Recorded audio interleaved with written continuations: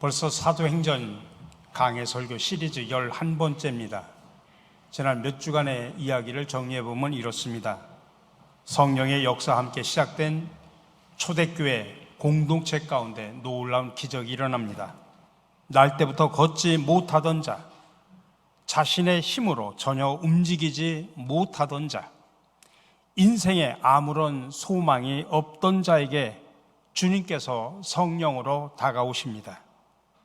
베드로와 요한을 통해서 나사렛 예수 그리스도의 이름으로 일어나 걸으라고 명령을 하자 40년 동안 걷지 못하던 자가 벌떡 일어나는 기적이 임합니다. 이 기적을 목격한 많은 사람들은 놀람 속에서 베드로와 요한을 주목합니다. 그때 베드로는 자신의 개인의 능력과 경건으로 이 사람이 치유된 것처럼 왜 우리를 보느냐라고 말합니다. 그리고 솔로몬 행각에 모인 많은 사람들을 향하여 예수 그리스도로부터 난 믿음이 이 사람을 걷게 만들었다고 선포를 합니다.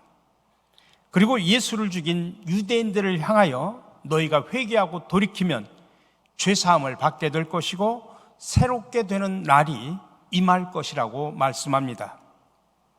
40년 동안 절망 가운데 살던 자가 일어난 기적은 누구에게나 다 기쁜 소식입니다. 누가 봐도 환영하고 축하할 일입니다.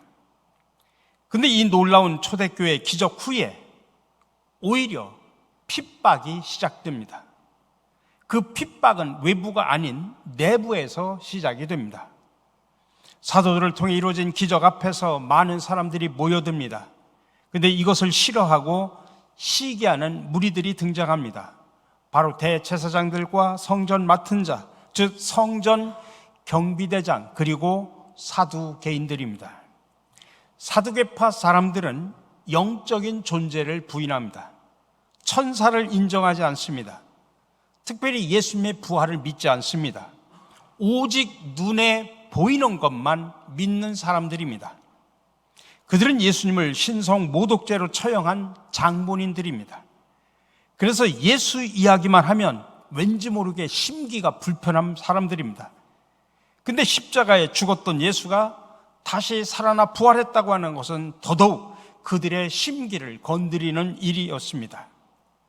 누가 봐도 기뻐해야 할 일인데 왜 이 사람들은 오히려 사도들을 잡아 가두면서 방해를 했을까요? 그들은 당시 유대 사회에서 최고의 지도자들이었습니다. 모든 사람들로부터 존경과 신뢰를 받던 사람들입니다. 그리고 기득권을 가지고 어깨에 힘을 주고 살던 사람들입니다. 그런데 어느 날부터 자기들이 정말 쳐다보지도 않았던 예수님의 제자들의 소식이 들려오기 시작합니다. 유대인들을 향하여 너희가 예수를 십자가에 죽였다고 말하기도 합니다. 너희들이 회개하고 돌이켜 죄사함을 받으라고 말합니다. 근데 심각한 문제는 그 말을 듣고 3,000명이 회개하고 예수님께로 돌아섰다는 이야기입니다. 자기들을 주목하던 사람들이 이제는 사도들을 향해서 눈을 돌리기 시작을 합니다. 근데 급기야는 성전 미문 앞에 앉아 40년 동안 구걸하며 걸어보지 못한 자를 일으켜 세웠다고 하는 놀라운 이야기입니다. 그들에게는 엄청난 충격적인 보고였습니다. 자기들은 종교적인 기득권을 가지고 율법을 가르치고 교리나 가르치고 있습니다. 그들은 종교적인 지식은 많았지만은 능력은 하나도 없는 사람들이었습니다. 근데 사도들은 아무런 배움이 없는 정말 무식한 사람들이었습니다. 율법이나 교리를 배운 적도 없습니다.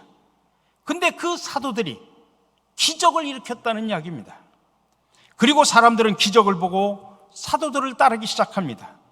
처음에는 3,000명이 따르더니 나중에는 5,000명으로 불어납니다. 그러자 시기와 질투심이 발동합니다.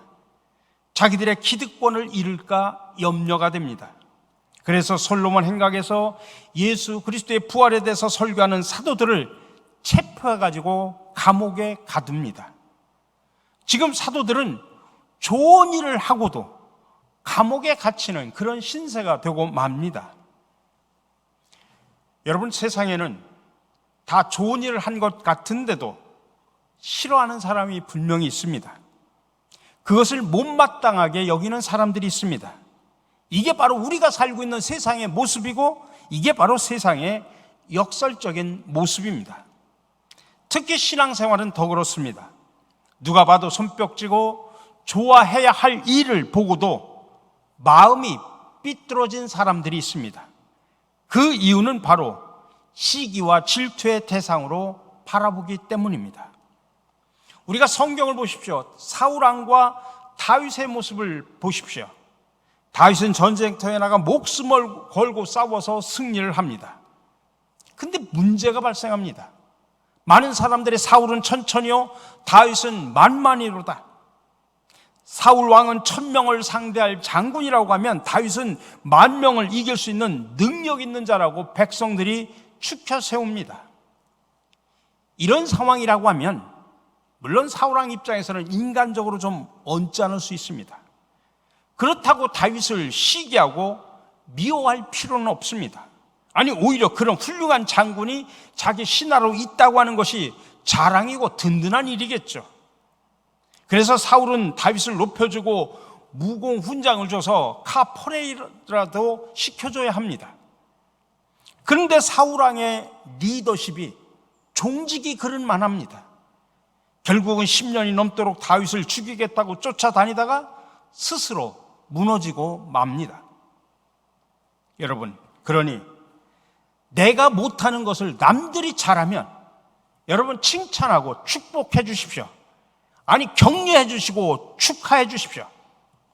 결코 시기와 질투의 대상으로 여기지 마십시오. 그래야 내가 더 큰 리더십을 지닌 자로 나도 성장할 수 있습니다. 그래야 우리 교회 속에서 더 훌륭한 믿음의 거목들이 자라날 수가 있는 것입니다. 유대인들의 관습은 해가 지면 신문을 할 수가 없습니다. 그래서 하룻밤을 보낸 뒤에 관리들, 제사장들, 장로들 그리고 서기관들이 예루살렘에 모입니다.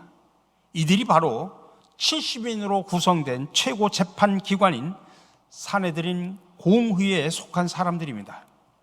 여기에 보니까 전직 대제사장이었던 안나스 이름도 나오고 그의 사위자 현직 대제사장인 가야바, 그리고 당시에 유명한 인물이었던 요한과 알렉산더, 다시 말하면 최고의 종교 지도자들이 지금 다 모였습니다. 그만큼 이번 사건이 이들에게는 중요한 일이라는 것을 보여주고 있습니다.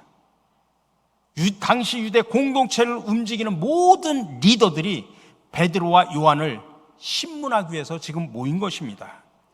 이것은 요즘 말로 표현하면 마치 경범죄를 저지른 사람들을 직결 심판하기 위해서 지금 대법관들이 다 모인 그런 격이나 마찬가지입니다. 그만큼 당시 최고 지도자들이 위기의식을 느꼈다는 반증입니다. 쉽게 말하면 비상대책을 세우기 위해서 모인 겁니다. 그리고 사도들을 가운데 세우고 그들이 질문합니다. 7절의 말씀입니다. 너희가 무슨 권세와 누구의 이름으로 이 일을 행하였느냐? 지금 이 종교 지도자들은 파워게임의 틀 안에서 이 문제를 지금 해석하려고 하고 있습니다. 모든 종교적인 권력과 힘은 자기들에게 있는데 너희가 어디에서 와가지고 누구의 이름을 가지고 이런 짓을 하느냐? 다시 말하면 왜 우리의 허락도 없이 쓸데없는 짓을 하느냐? 그런 질문입니다. 오늘 세상의 갈등과 분쟁은 다 이렇게 파워게임입니다. 서로의 힘겨루기 싸움입니다. 힘을 가진 자는 자기의 기득권을 누리기 위해서 힘을 계속 가지려고 합니다. 반대로 상대방은 그 힘을 뺏으려고 대항합니다. 그 과정에서 거짓과 불의와 추악함이 있습니다. 결국 서로 힘겨루기 양상으로 계속하면 둘 다 몰락하게 됩니다. 근데 여러분, 중요한 것은 사탄은 이런 모습을 가지고 교회를 공격하는 아주 중요한 무기로 삼습니다. 교회 안에도 보이지 않는 파워게임 양상이 있습니다. 사탄은 우리 인간의 마음을 교묘하게 부추겨서 계속 힘겨루기 싸움을 시킵니다. 그 과정에서 교회와 성도들이 상처를 받습니다. 더러운 곳에 벌레가 기생하듯이 영혼에 상처가 있으면 그곳에 사탄이 달라붙습니다. 그래서 내 마음속에 질투와 시기, 미움과 욕심, 교만과 비방하는 말과 중상모략 등 아주 사탄이 매우 좋아하는 그런 무기들을 사용하게 됩니다. 이런 것들이 우리 마음속에 자리 잡는 순간 사탄이 침투합니다. 결국 나는 나 자신도 모르게 내가 사탄의 종노릇을 하고 있는 것입니다. 그러므로 우리는 항상 깨어서 기도하고 말씀으로 무장을 해야 합니다. 내 마음속에 사탄이 좋아하는 것들이 자리 잡지 못하도록 늘 겸손함으로 허리를 동여야 됩니다. 하나님의 전신갑주로 날마다 무장을 해야 됩니다. 우리는 파워게임의 양상이 아니라 높은 자는 낮은 자를 섬겨야 됩니다. 낮은 자는 높은 자를 존경하고 귀히 여길 줄 알아야 됩니다. 서로의 리더십을 존중하고 따라야 합니다. 그럴 때 우리는 서로 영적인 성장과 성숙을 이룰 수 있습니다. 그런데 당시 최고의 종교 지도자들은 사도들이 자신의 기득권과 힘을 빼앗아가는 존재로 봤습니다. 그 결과 파워게임 양상으로 변질이 되어서 시기와 질투심이 일어납니다. 그래서 결국은 사도들을 핍박하고 대적하는 자들이 되고 말아버립니다. 너희가 무슨 권세와 누구의 이름으로 이 일을 행하였느냐라고 하는 이 질문에 베드로가 성령이 충만해서 대답을 합니다. 여러분, 평소 같으면 감히 이들 앞에서 베드로는 얼굴조차 들기 힘든 상황입니다. 여기서 자칫 말 한마디 잘못해도 평생 감옥살이나 죽을 수도 있습니다. 정말 이 자리는 인간적으로 생각하면 두렵고 떨리는 자리입니다. 왜 그러냐면 그들은 예수님이 바로 대제사장들 앞에서 신문을 받고 십자가에 못 박히신 것을 기억하고 있기 때문입니다. 지금 내가 조금이라도 말에 실수하면 예수님처럼 나도 죽을 수 있는 상황입니다. 두렵고 떨리는 위기의 상황에 여러분, 믿음의 사랑과 불신의 사랑, 성령의 사랑과 육체에 속한 사람의 차이가 바로 거기서 드러납니다. 그러므로 여러분 항상 기억하십시오. 디모데후서 1장 7절에서 말합니다. 하나님이 우리에게 주신 것은 두려워하는 마음이 아니요 오직 능력과 사랑과 절제하는 마음이니. 하나님이 주신 마음은 두려움이나 염려나 걱정이 아니라는 이야기입니다. 오직 성령 안에서 위에부터 부어주시는 능력과 사랑과 절제 마음입니다. 그게 바로 성령 충만입니다. 그래서 성령 충만한 사람은 위기 상황 속에서도 부들부들 떨질 않습니다. 오히려 당당하고 자신을 절제합니다. 오늘 살기 등등한 이 사내들인 법정에서 베드로는 절대로 기가 죽지 않습니다. 오히려 담대하게 선포합니다. 이유는 성령으로 충만하기 때문에 그렇습니다. 이렇게 성령께서는 우리에게 필요한 지혜와 능력을 주십니다. 그러니 하나님의 사람은 어떤 힘든 상황 속에서도 성령께서 대답할 말을 그의 입에 담아주신다는 사실을 기억하셔야 됩니다. 예수님께서 전도자들을 세상에 둘씩 나눠서 파송을 하면서 양을 이리 가운데 보내는 것과 같다고 말씀하십니다. 너희들이 그리고 이 세상에서 고난을 받게 될 것이라고 예고합니다. 그리고 나서 주신 말씀입니다. 너희를 넘겨줄 때 어떻게 또는 무엇을 말할까 염려하지 말라. 그때 너희에게 할 말을 주시리니 말하는 이는 너희가 아니라 너희 속에서 말씀하시는 이 곧 너희 아버지의 성령이시니라. 너희들이 어떤 상황에서도 무엇을 말할까 염려하지 말라. 내가 너희에게 할 말을 줄 텐데 그분이 바로 성령님이라고 말씀하고 있습니다. 그렇습니다. 베드로는 이제 더 이상 어린 계집종 앞에서 자신의 목숨을 부지하기 위해서 예수를 모른다고 부인하는 그런 나약한 사람이 절대로 아닙니다. 지금 성령 충만함으로 무장하여 누구 앞에서도 주눅들지 않는 하나님의 사람이 되어버린 것입니다. 여러분, 우리의 능력은 나 자신의 노력만 가지고 되는 것이 아닙니다. 세상을 이기는 힘은 바로 믿음입니다. 그 믿음이 바로 성령 충만입니다. 그러니 여러분, 우리가 작은 일에도 마음이 졸이고 초조해지십니까? 염려와 불안으로 잠을 못 이루십니까? 그러면 성령 충만을 사모하시기 바랍니다. 성령의 능력을 덧입으시기 바랍니다. 성령 충만하면 하늘의 지혜와 능력이 있습니다. 세상이 감당하지 못하는 영향력 있는 사람이 된다는 사실을 믿으시기 바랍니다. 오늘 베드로는 그들의 질문을 자기가 다시 재해석합니다. 9절의 말씀입니다. 만일 병자에게 행한 착한 일에 대하여 이 사람이 어떻게 구원을 받았느냐고 오늘 우리에게 질문한다면, 지금 베드로는 먼저 이 기적이 일어난 이 사건이 병자에게 행한 착한 일이라고 말합니다. 당신들은 지금 무슨 권세와 누구의 이름으로 이 일을 행하느냐라고 그렇게 트집을 잡고 있지만, 이것은 하나님이 보시기에 너무나 착한 일이요 좋은 일이라고 먼저 이야기합니다. 여러분, 예수님께서 계실 때 마리아가 예수님 앞에서 옥합을 깨트렸을 때 가룟 유다는 뭐라고 조롱합니까? 낭비한다고 비난합니다.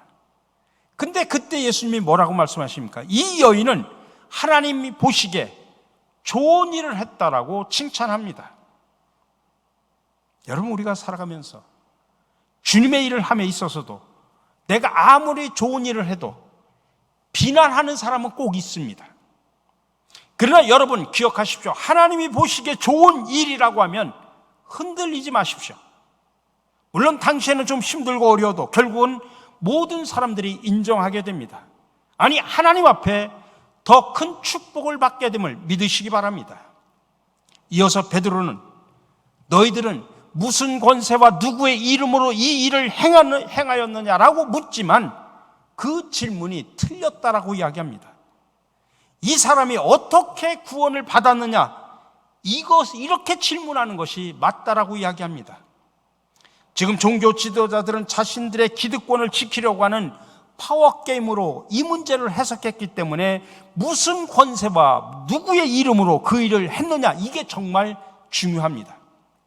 그러나 하나님의 관심은 어떤 힘이나 어떤 이름이 아니라 생명에 있다고 하는 것입니다.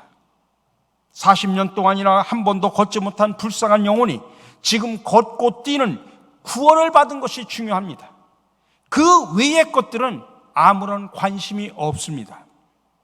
여기서 말하는 구원이라고 하는 것은 육신의 치유와 영적인 구원 모두를 포함하는 단어들입니다. 그러니 하나님의 관심은 누가 고쳤느냐, 누가 그런 능력을 행하느냐, 거기에 관심이 없습니다. 오직 성전 미문에서 절망 가운데 살고 있는 걷지 못하는 자의 육신의 치유와 생명의 구원에 있다는 사실입니다. 그러므로 저와 여러분들도 생각의 초점을 바꿔야 됩니다.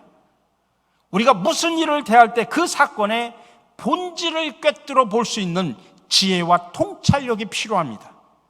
눈에 보이는 현상의 결과를 붙잡고 매달리면 우리는 중요한 본질을 놓칠 때가 참으로 많이 있습니다. 우리의 모든 관심은 바로 치유와 회복, 생명의 구원입니다. 교회는 이 본질을 항상 붙잡고 가야 됩니다. 그냥 나머지는 다 부수적인 것들입니다. 이 일을 통하여 상처받은 사람이 치유가 되고 공동체의 덕과 질서를 세워서 생명을 살리는 역사가 일어나느냐, 여기에 초점을 맞춰야 됩니다. 바로 그런 교회가 부흥하는 교회라는 것입니다. 계속해서 베드로는 너희들은 두 가지를 알라고 담대하게 선포합니다. 첫 번째로는 너희가 십자가에 못 박고 하나님이 죽은 자 가운데서 살리신 나사렛 예수 그리스도의 이름으로 이 사람이 건강하게 되었다는 것입니다. 비록 자신이 손을 잡아 일으켜 세웠지만은 그를 건강하게 치유하고 회복하신 분은 바로 나사렛 예수 그리스도다. 철저하게 주님께만 영광을 돌립니다. 그리고 두 번째로는 시편 118편 22절의 말씀을 인용하면서 건축자들의 버린 돌이 집 모퉁이의 머릿돌이 되었다라고 선포를 합니다. 여기서 건축자들은 누구냐면 구약시대로 말하면 사울 왕이고 지금 유대인들입니다. 버린 돌은 다윗이고 바로 예수 그리스도입니다. 다시 말하면 너희들은 지금 예수 그리스도를 죽였지만은 그 예수는 지금 이 성전의 가장 중요한 머릿돌이 되셨다는 사실을 분명히 알라고 하는 이야기입니다. 그리고 나서 오늘 결론의 말씀으로 가장 중요한 선포를 합니다. 그게 12절의 말씀입니다. 다른 이로서는 구원을 받을 수 없나니 천하 사람 중에 구원을 받을 만한 다른 이름을 우리에게 주신 일이 없음이라. 이게 바로 오늘 말씀의 핵심이고 결론이고, 이게 바로 기독교 복음의 핵심입니다. 지금 우리가 종교다원주의 시대라고 말합니다. 많은 사람들이 절대적인 진리를 거부합니다. 상대적인 진리를 믿습니다. 모든 종교에는 다 구원의 길이 있다고 주장합니다. 상당히 논리적이고 합리적입니다. 휴머니즘의 입장에서 보면 일리가 있어 보입니다. 각 나라마다 종교들이 있고 또 그들의 영성도 있고 또 그 신을 잘 섬기면 다 구원을 받을 수 있지 않겠느냐라고 하는 것이죠. 10여 년 전에 바로 영국의 수도인 런던 시내버스의 광고의 내용입니다. 무슨 내용이냐면 신은 없는 것 같다. 그러니 걱정을 멈추고 내 인생을 즐겨라. 이게 바로 영국의 시내버스의 광고입니다. 이것은 하나님은 망상이다라는 책을 쓴 리차드 도킨슨이 주도하는 그런 운동입니다. 그들이 추구하는 목표는 뭐냐면 하나님 없는 인간, 성경이 없는 도덕, 교회가 없는 사회입니다. 인간의 합리성의 바탕을 둔 18세기 계몽주의와 이성주의의 핵심 내용들, 그런 바이러스가 지금 오늘 21세기를 살아가는 우리에게까지 지금 전해지고 있는 것입니다. 그런데 여러분, 그들이 아무리 신이 없다고 주장을 한다고 해서 살아계신 하나님이 돌아가신 것이 아닙니다. 그것은 마치 손으로 해를 가리고 해가 없다고 말하는 어리석은 모습하고 똑같습니다. 하나님은 지금도 살아계셔서 우리와 함께 계심을 믿으시기 바랍니다. 만약 하나님이 살아계시지 않는다고 하면 누가 자기 생명을 걸고 저 아프리카, 저 동남아에 가서 미지의 땅에서 선교 활동을 하겠습니까? 하나님은 지금도 우리 가운데 역사하시며 우리를 통치하고 다스리고 계심을 믿으시기 바랍니다. 그러니 우리는 아무리 독선적이라고 하는 비판을 들어도 할 수 없습니다. 구원을 위한 다른 길은 없다는 사실입니다. 구원의 다른 이름은 없다는 것입니다. 석가모니도 공자도 모하메드도 아닙니다. 오직 한 분 예수 그리스도, 그분의 이름만으로 구원을 받는다는 사실을 믿으시기 바랍니다. 그래서 예수님은 분명하게 자신에 대해서 이렇게 선포합니다. 내가 곧 길이요 진리요 생명이니 나로 말미암지 않고는 아버지께로 올 자가 없느니라. 우리 사랑하는 성도 여러분, 그러므로 우리는 본질에 더 집중하고 본질의 목숨을 걸어야 됩니다. 전통이나 교리에 매여서 싸움할 시간이 없습니다. 생명을 살리는 일에 더 힘을 모아야 합니다. 예수 그리스도의 피 묻은 복음을 전하는 일에 더욱 힘써야 됩니다. 오직 예수 그리스도만이 유일한 길이요 진리요 생명이심을 우리는 날마다 전파해야 합니다. 이것이 바로 사도행전적 교회입니다. 그리고 주님이 이 땅에 세우시기를 원하시는 건강한 교회, 하나님이 기뻐하시는 교회라는 사실을 우리가 믿으면서 우리 모두 신갈 장로교회가, 또 우리 모든 성도가 이런 교회 성도가 되기를 함께 노력해 나가기를 주님의 이름으로 간절히 축원합니다.